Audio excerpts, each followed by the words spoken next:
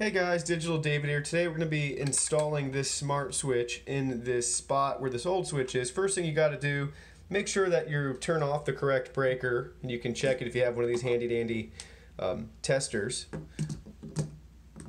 Nothing showing up at all. Nothing there. So we know we're good. I'd also recommend taking a picture of this setup in case you need to reinstall this switch, because you can't set this one up correctly, something along those lines. Take a picture, always good to know, and we'll go on to the next step. Alright, once you have your old switch off, you're going to need to use your live, your load, your ground wire, and your neutral wire, and attach them right through those spots: neutral, live, load, ground, and then this will be able to be fully functional.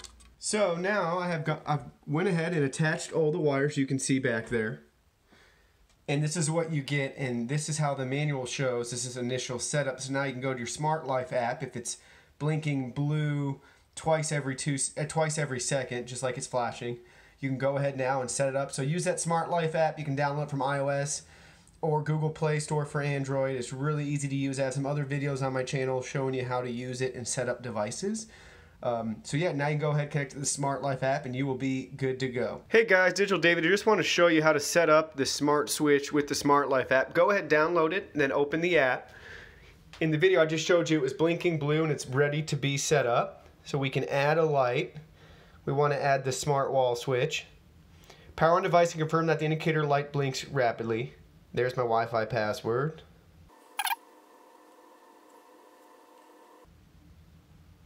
So the smart switch has been added. You can rename it here if you want with the switch. You can edit it. We do not want to at this time. You can share it with family, which is cool, or it can just be done. So the switch is right here. On, off, really cool. There's a lot of different stuff you can do, so it's really cool. So again, switch, off, on, timer. You can add a schedule. Do you want to repeat once? Daily, weekly, that sort of thing. Turn it on or off, save. Really cool, awesome little switch.